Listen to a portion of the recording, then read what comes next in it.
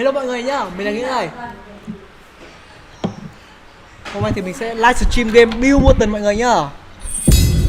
Game này kể về một con chồn bảo vệ thế giới hoặc là hủy diệt thế giới anh em ạ. Anh em sẽ có hai lựa chọn, đó chính là một là bảo vệ, hai là hủy diệt.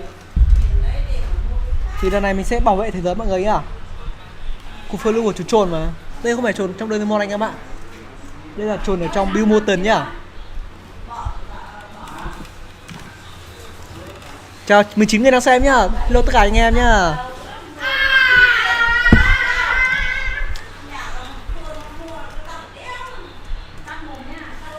Nếu mà anh em ủng hộ mình thì anh em nhớ ấn like được cái kênh mình nhá, cái kênh Nghia Eric nhá. Đó, các bạn có thể thấy ở trên cái video livestream này này. Nếu mà các bạn thích mình ấy, các bạn vào xem thôi. Kênh này mình chuyên livestream nhá, mình chuyên livestream game.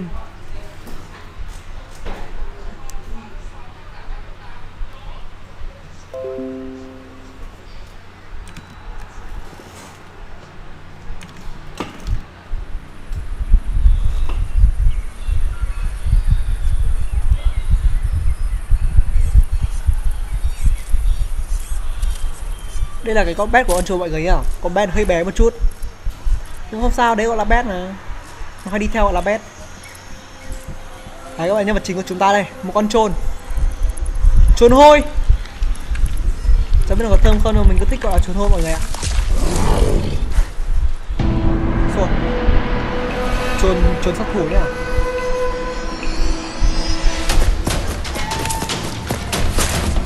Đấy các bạn thấy nhạc căng thẳng chưa ạ? Nhạc như phim hành động luôn.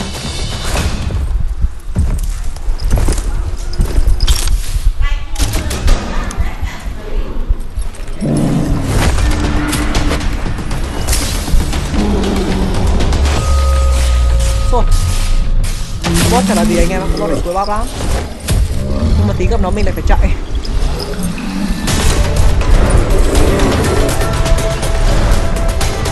Xong rồi, cố lên trốn thôi.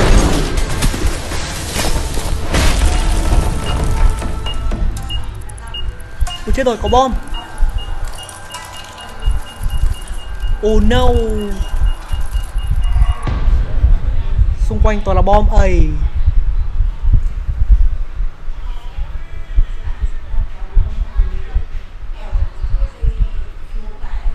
How can something as beautiful as this be dying? A plague is ruining the land, but the tree Nếu mà các of bạn nào life muốn still hiểu nội dung của stands. cái game đấy, các bạn phải đọc được tất cả mọi thứ ở trong game này cơ. Bằng X-Link nhá, chứ không phải bằng VNMid đâu. The tribes stand divided, in need of someone strong enough to unite them, or bring them all down. This is a story with an unusual beginning. Welcome to Biomutant.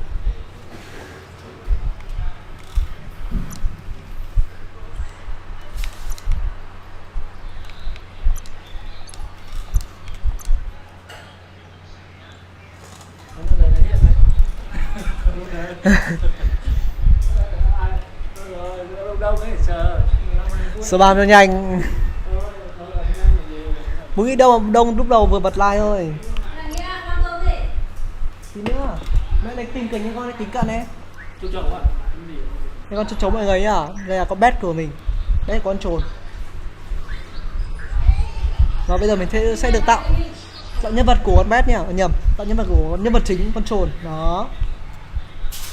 Encode your DNA. Nó có gì à? 6 loại mọi người nhá.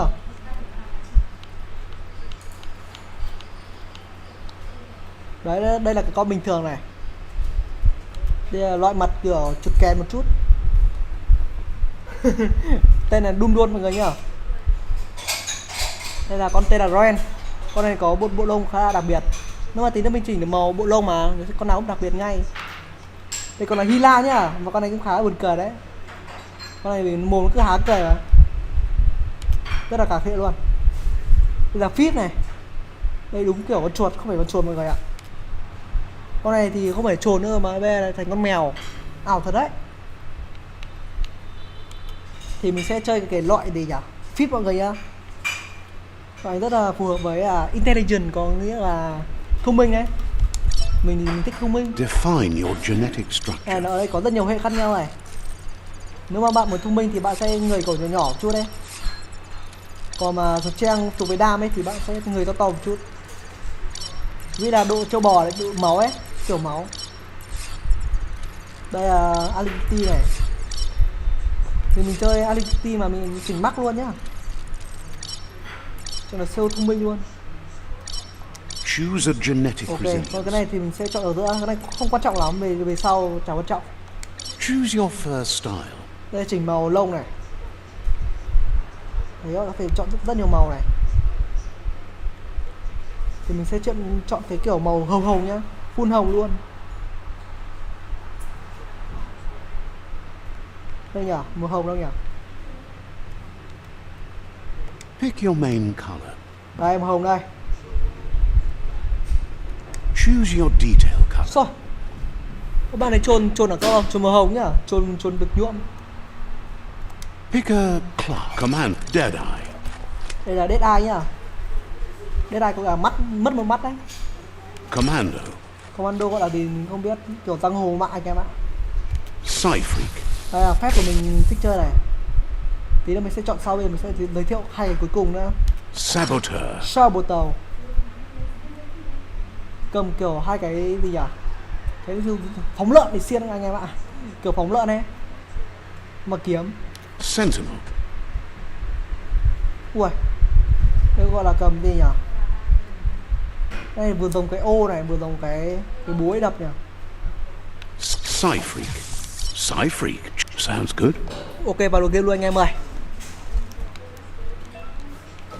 Here's somebody with a troubled past, Con thì mình sẽ drawn into the dùng phép thuật spotlight nhá, nhưng of mà a tí nữa mình story sẽ that's cho anh em xem. already begun. Đấy, bình thường thì nó sẽ không một súng đâu. À, có súng mà không một kiếm nhá, anh em đấm tay không này. Đó. Anh em phải đấm nhanh không? Tí nữa còn được dùng cả phép We're nữa, nhưng mà already at bây a giờ chưa được cầm. crossroads, but for you, it's not only a crossroad, but a Ở đây thì bạn sẽ choice. được chọn hai A cái đường này. reflection of your Đường bên key, trái là the áp quỷ, primal bên phải là energy thiên that thần. flows through. Mình sẽ chọn bên Let thiên me thần anh em nhá. introduce myself. I'm the light and bright, Seems more like but what? in your nature. Right. And here I was hoping Cái we'd đoạn be này all ác quỷ với cả about thiên thần nó chửi natural nhau này, cãi selection, nhau. survival. Đấy, cho bị đánh nhau ở đấy, đánh nhau luôn cả.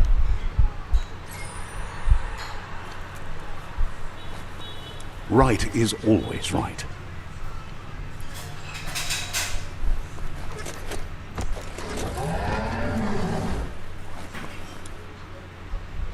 Này cho này mình sẽ được đánh boss anh Stories em of vừa đấy, death các bạn xem and the được cái phim bodies ấy, left movie ấy. behind.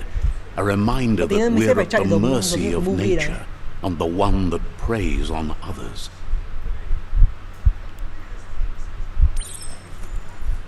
Đây nhiệm vụ chính ra này.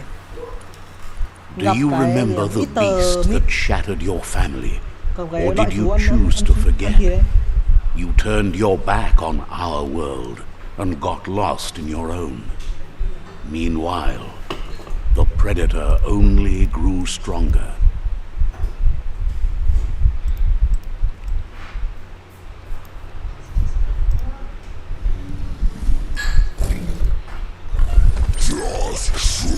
Ôi này.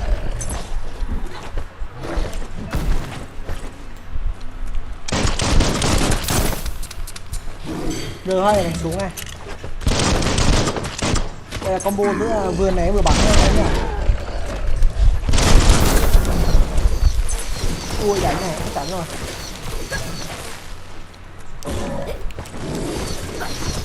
Barry nút nào nhỉ? L3 nhé là Barry.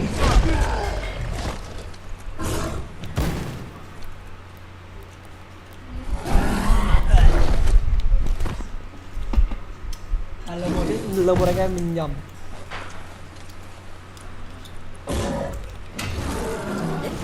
Đấy, Barry nó kiểu đỡ ấy, đỡ đòn, không mất máu.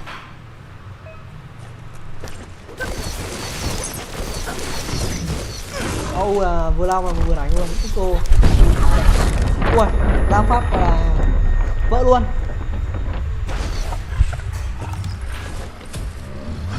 You better make a run for it. This is not the time nor place to end this story. Gập chùy phải chạy anh em nhá, mà nó đánh cho ấy. Đợi mình tí nha anh em nhá.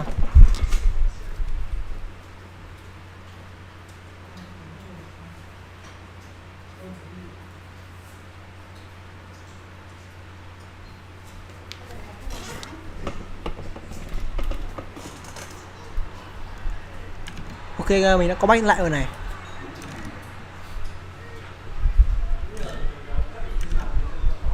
This time, it was best to run and live to fight another day. Let us hope you're ready for it when it comes.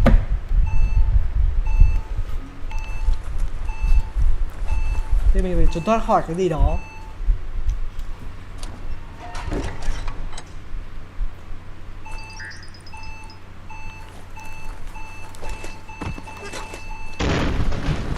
The predator isn't the only threat.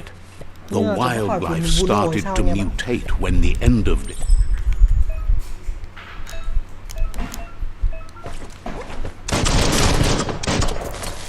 Đây, bây giờ được bắn phép rồi anh em ơi. Phép đầu tiên mình sẽ là phép bắn xét nhỉ, sẽ bắn cái gì thốn luôn.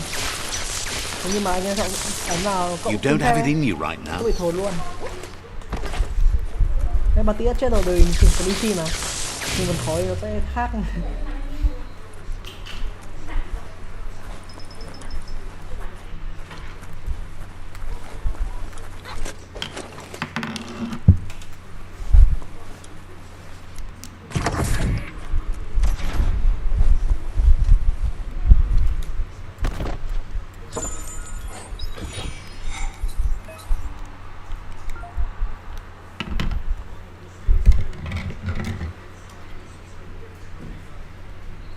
Ok em ơi, mình vừa nhận được cái electric như này.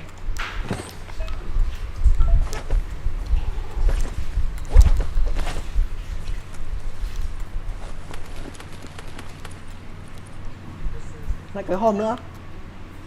Medic. Thuốc hồi máu hay sao anh em ơi? Heal batch.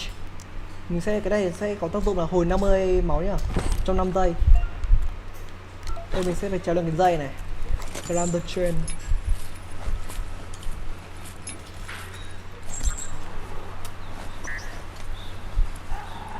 Đây mình sẽ phải đánh boss nhá. The oil sludge is Khá là cùi thôi, everywhere. vì mình khá To là mạnh. most, it only means death.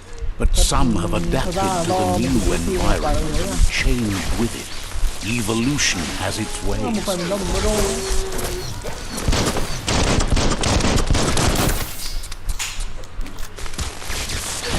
Nhưng cái lúc mà hết mana thì anh em sẽ phải bắn nhá.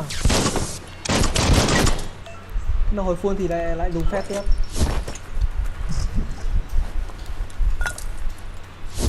Số buồn là sẽ chết nhá. Cẩn thận.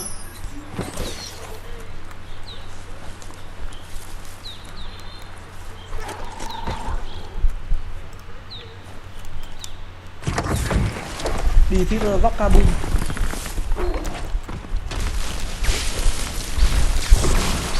Wow, game này có nước chạy không nhỉ? Tôi quên mất rồi.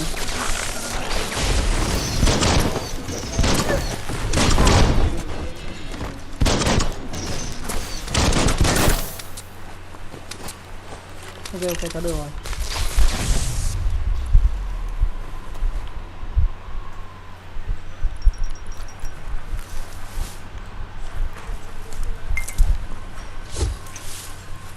Mở cửa. Bây giờ mình sẽ phải ra khỏi chỗ băm hút này. Khám phá cái tunnel. Khám phá cái hố anh em ạ.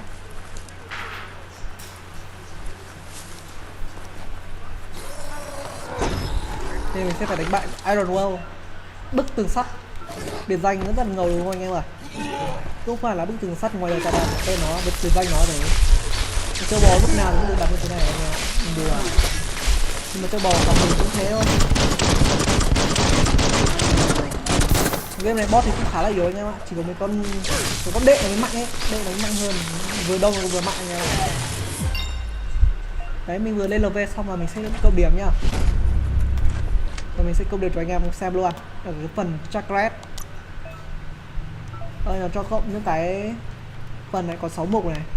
Vít là độ trâu, thật ra là tăng đam ấy. Intelligence là thông minh. Agility là kiểu chạy nhanh ấy, anh em ạ. Cái này thì mình không thấy không có ích lắm. Vì mình chơi phép thuật mà. Mình cộng vào mỗi đường ấy, đó chính là Intelligence. Đam cho to. Cộng cả công phu nữa. Công phu panda. Đây, và chỗ này nó sẽ hướng dẫn anh em combo này. OU R2 để làm gì ấy. À, nhảy lên chém. cái này mình không cần, bởi vì không tác dụng cho lắm. Có cái này vì đam mê thôi. Đấy, nhưng mà đánh tay thì còn có ích này, mình cần này này.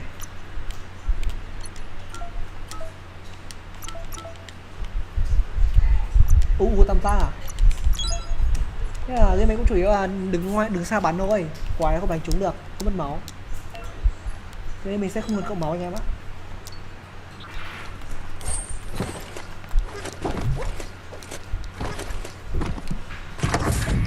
Look, an emergency box from the once was a rare sight. Cái điểm gì nhỉ?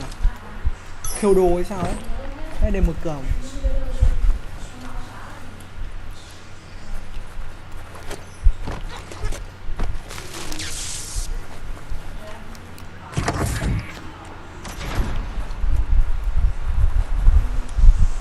Open the door, một cửa. That pipe looks weak.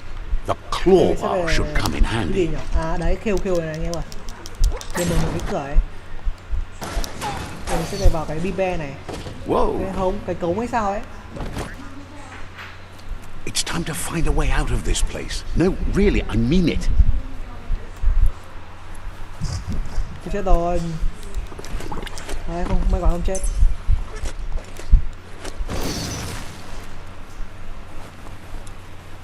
Rồi mọi người đang xem nhá. The morgues produce biomatter in their multi-organ that they shed under distress. Rods that affect the cellular coding strands of any living being when absorbed, including you.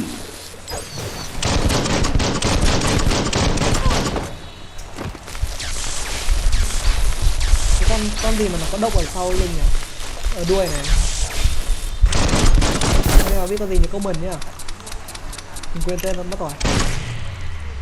Bởi vì Việt Nam mình không có con này mà. Nó sắp bằng đâu mà có. Vào thật đấy.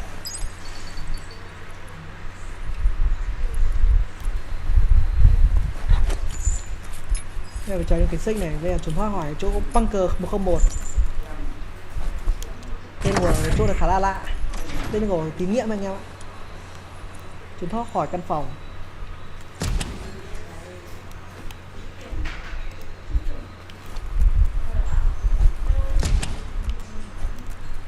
Trốn thoát khỏi bunker 01. Toxanol built vessels called arks to save themselves from the impending doom. But was it too late? Chỗ này sẽ It is a sẽ được một cái giải đố anh em ạ. Bu re xếp hình đấy. Cho nên anh em phải nối đèn nhá. Ví dụ đây nhá, cái ở dưới này là cái màu vàng, anh em phải ấy dùng nó ấy. Đó, thế là xong rồi. Cái này khá là dễ anh em ạ. Bây giờ thì anh em sẽ được xem một cái bộ phim về cái phim này.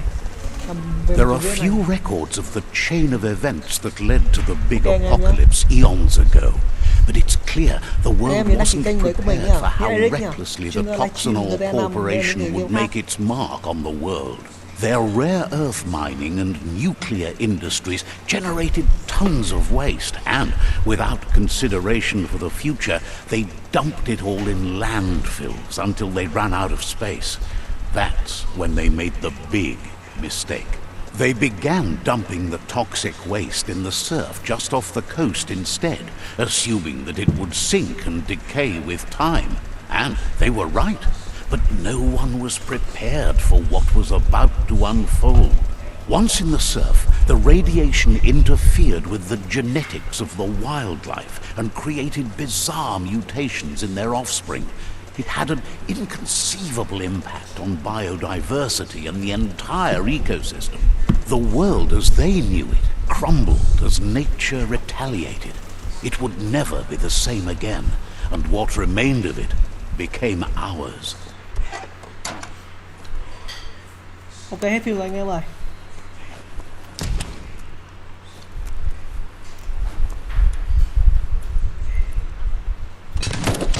The sound of spark metal going pew pew is never a good thing. It's coming from behind that door. Someone locked it solid. Bị khóa cửa rồi. Lại phải It's bu té, going to take a bit phá of khóa. puzzling to short circuit the door. Just a few moves left. Make them count. There you go. There you go.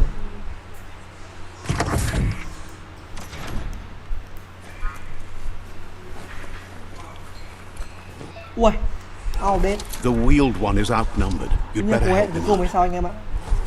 Và cái thằng này sẽ rất là quan trọng anh em nhá. Nó sẽ giúp đỡ mình rất nhiều. Cái thằng đỏ này. Đấy. Mình sẽ phải tìm nó, không tí nữa mình đánh nhau với nó hay sao?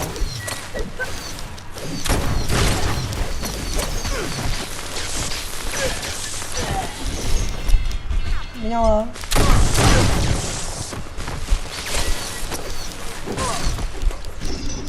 Ui dồi, nghèo không các bạn?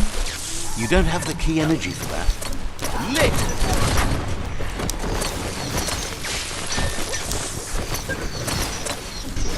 Lên hoàn đá luôn. That's the last of them. Let's talk to the wheeled one before backup. Tí nữa mình sẽ có vũ khí mới anh em nhá. Rất là nhiều vũ khí luôn. Từ vũ khí cận chiến đến vũ khí tầm xa luôn, cực kỳ nhiều trong game này. Không nhiều luôn anh em ạ, review không hết được.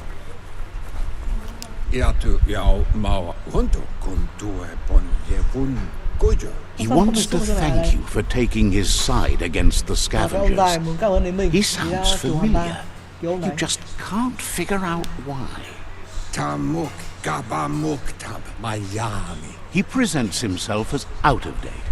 He knows he's way overdue, but he hasn't given up.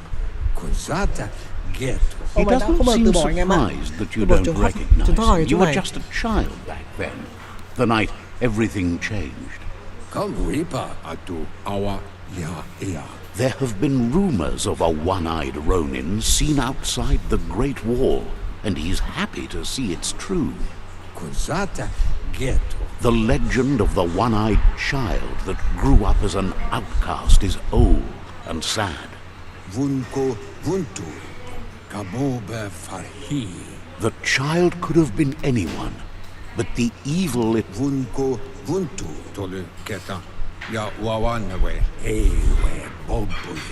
There's no doubt you're the child, and that what Looper Lupin did to your village, your Muma and Popsy, was the beginning of the end.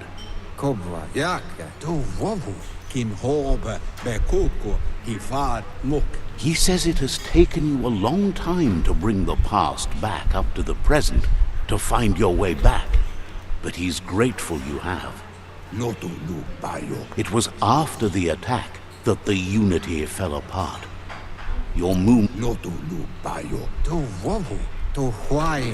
The impending threat of the World Eaters bringing down the Tree of Life is ever Ông so dài mình close. sẽ nhiều anh em ạ. He also worries about the Jagni tribe that's actively Ôi, thế nó working vào mic for đấy. a doomsday Thua, and bố tắt ra đi, cho purging đỡ of the thua mic. world.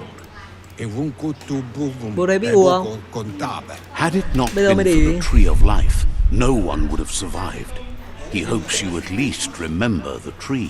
Sao bố không biết à?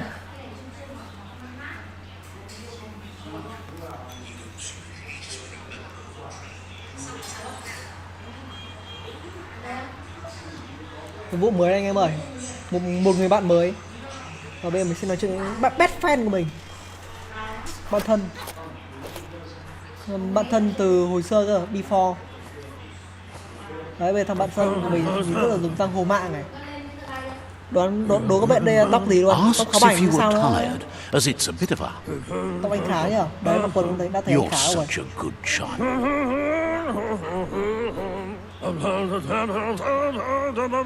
Các bạn thấy các bạn thân. He Các understands bạn thấy why best friend của you mình came nói all lạ the không? way out here to see them, the Không biết nói potato gì luôn. people.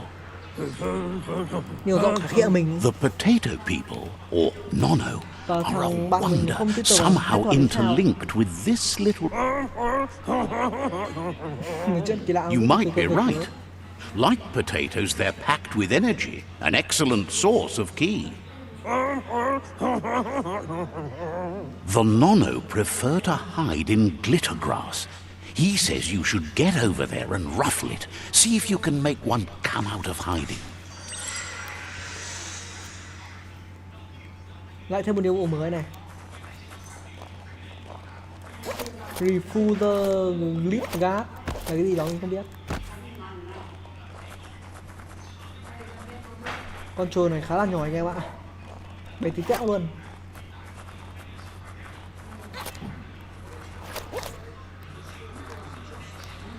Nhưng mà tí nữa mình sẽ có thêm thú cưỡi cơ, hơi nhiều thú cưỡi trong game này luôn, tầm 10 con anh em ạ. Có một loại ở dưới nước, một loại bay cơ, con rơi ấy. Có cái phi thuyền luôn, gì đúng rồi, phi thuyền.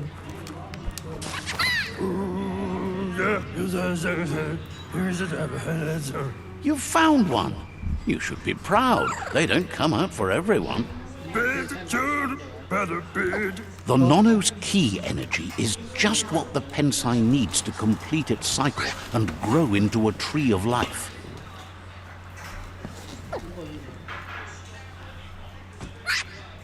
Bồi to ra.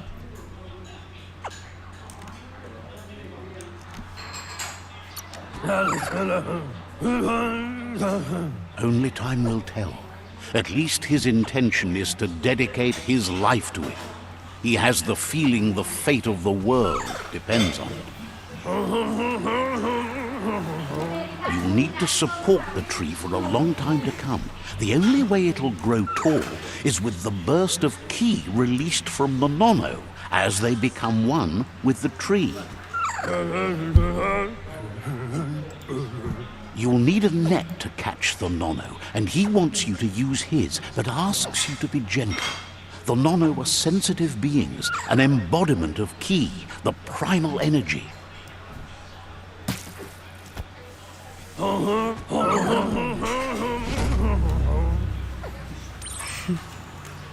Ok, lại thêm quét chính rồi. The Nono. Ví như là bắt những cái con này các con vàng này, con tí Nono. You handle that net like you've never done anything else. He's impressed. He's grateful for all the help he can get. There's lots of Nono out there that need to be guided. They're hiding in the glitter grass that mostly grows deep inside damp caves, where they draw mineral from the natural rock. One day, he hopes the tree will have grown tall enough to But today, your focus is getting this one to become one with the tree. Giờ mình quét những bộ trình mới này.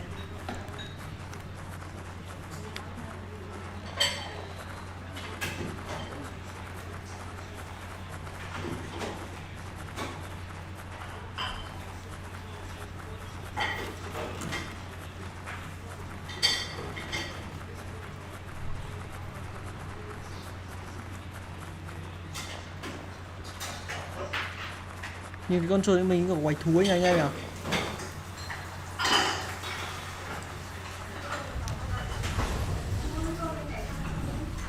Wow.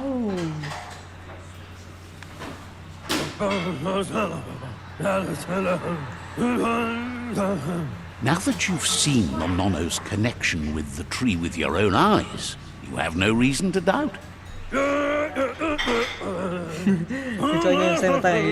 From this day on, he'll make nurturing the Pensai into a tree of life, a life goal.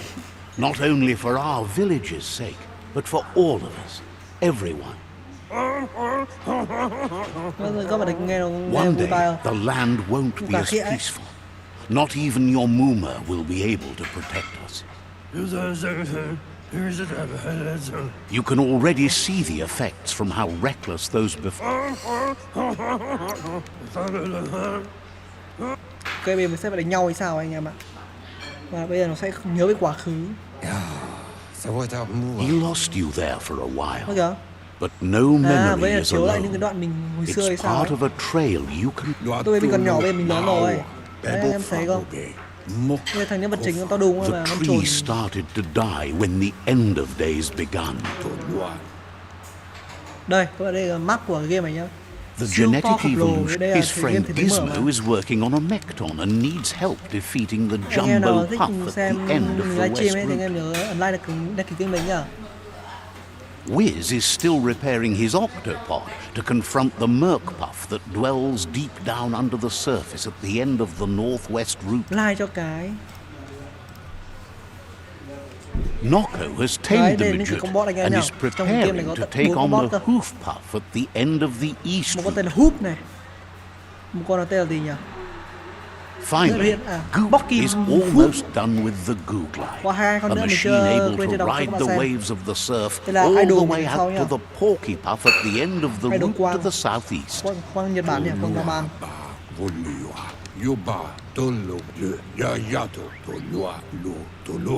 He wants you to understand that you'll all die if Làm the sao để tôi có thể tree đánh bại isn't cái những cái con saved. vua Eater này? Ăn thịt thế giới. Regardless, you'll meet again once you've played your part in the Bây giờ tribe cho mình cái này war miễn and the phí này. situation with the Phải lót tay này world đi bắt mấy eaters. cái con sâu bọ hay sao ấy. Một mấy con quái. You're getting the hang of it. Là phải cậy một cửa. Quickest way out is through the roof where they came in, and the rope looks strong enough to climb. Đây là phải trốn thoát cái chỗ bunker 101.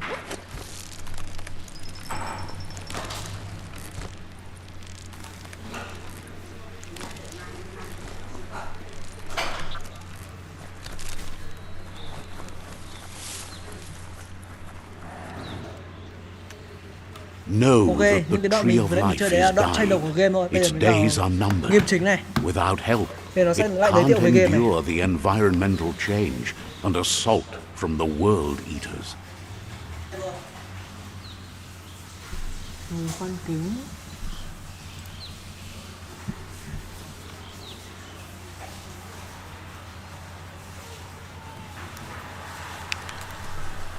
Ok, bây giờ mình sẽ đi đâu đây? Tí nữa các bạn sẽ biết. Bây giờ mình hướng dẫn nút chạy này. Mình chạy nãy giờ. A signpost maps it out for the cartographically challenged. Con trồn này cũng khá là buồn cười anh em ạ, chuyên đáy bậy vào đây nhá. Để nó đánh dấu lãnh thổ đấy, nhớ mùi. Let's see. Đấy, cứ tè vào nó thì nó lại gì à? Mở rộng thêm map ấy, nhìn rõ. Đây các bạn, đây là một cái cây siêu to khổng lồ này, chiếm toàn thể bản đồ luôn. Cây của thế giới mà. Các bạn phải đến gần rồi mình thấy cơ, siêu to khổng lồ. Đấy, cái 4 con boss này nó trốn trên mấy cái chỗ này này. Có một con boss đại dương ở tới này anh em ơi. À không phải con này. Con là đại dương trốn ở đâu rồi, mình hình như không biết trên map đâu. Đúng rồi.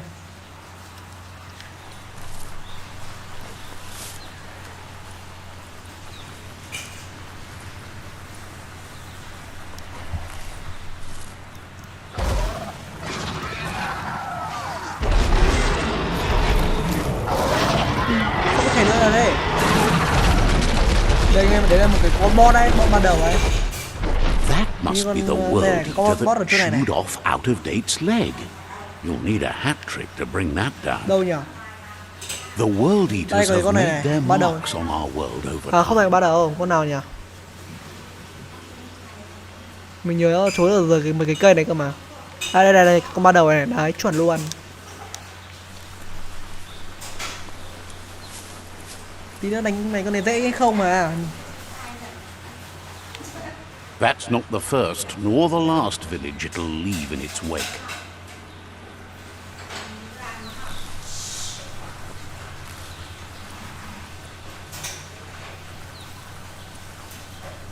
Look, a survivor. Glad to see someone made it out alive. Bây giờ mình sẽ nói chuyện với những người sống sót. He's heard the stories about the terror inflicted by the world eaters to other enclaves, but never expected one to come all the way here. Làng của cái thằng này nó He bị phá hủy worries there bởi won't be có much Eater này left to cũng ban đầu ấy. save if this continues, even if the Tree of Life survives the attack.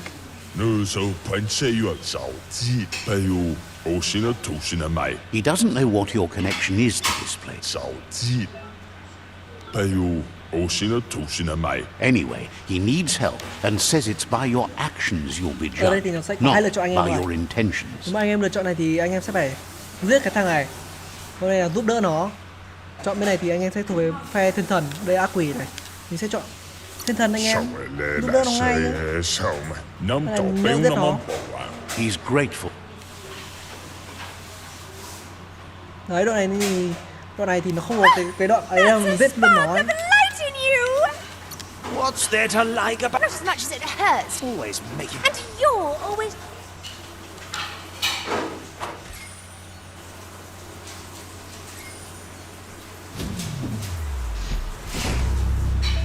Đây mình vừa unlock đây thêm một cái điểm bé đi boy này. Thì mình update vào cái pattern của mình ấy.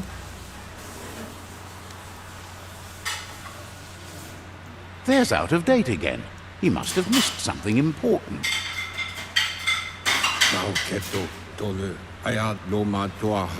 Out of date says you will make a better stand against the world eaters with the support of a tribe, and there are two nearby. The Myriad tribe is likely to be a good match as they act on the understanding of the greater good and have a code of honor. Regardless of who you choose, it won't be easy, as the conflict between the tribes is worse than ever, teetering on the brink of war. The Myriad's conviction to stop the World Eaters began when the Leviathans rose from the depths of the surf. Siding with the Myriad's movement for wholeness in a fragmented world might seem like the logical thing to do, but is it the right thing? One thing's certain, though. Destiny arrives all the same.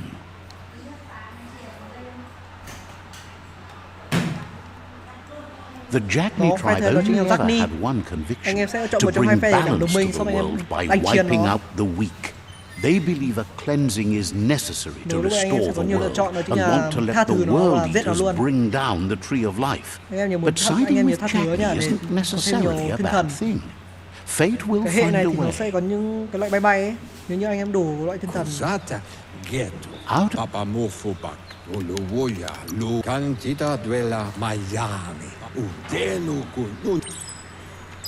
Đấy, bây giờ mình có 2 điểm bê đi boy này. Rồi mình sẽ cộng tiếp.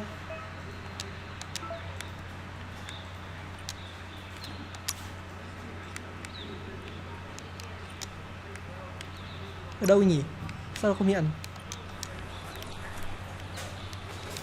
another four.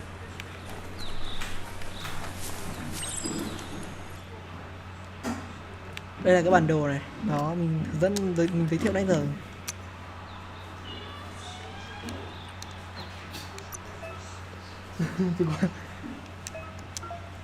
Đây là những cái bộ quần áo mình này. Quần áo này khá là cool thôi, không mạnh đâu anh em ạ. Giá khá là rẻ.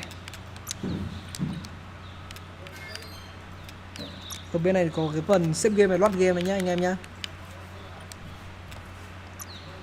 Không sợ bị chết lại từ đầu luôn.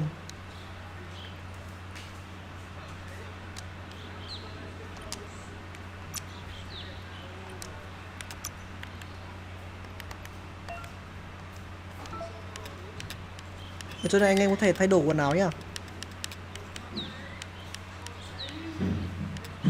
Mặc cái chuồn này cũng đẹp anh em ạ. Full hầu luôn. Cần mình sẽ cho full hầu cho đẹp anh em nhá. Táp ăn chán thua đâu, anh em không mất máu được. Đó, bây giờ anh em sẽ phải lựa chọn 1.2 này. Đây là đồ binh đấy. Thôi anh em ơi, bây giờ mình sẽ kết thúc cái phần livestream ở đây. Nếu mà anh em muốn xem tập 2 ấy, anh em nhớ like đăng ký kênh mình nhá. Bye bye.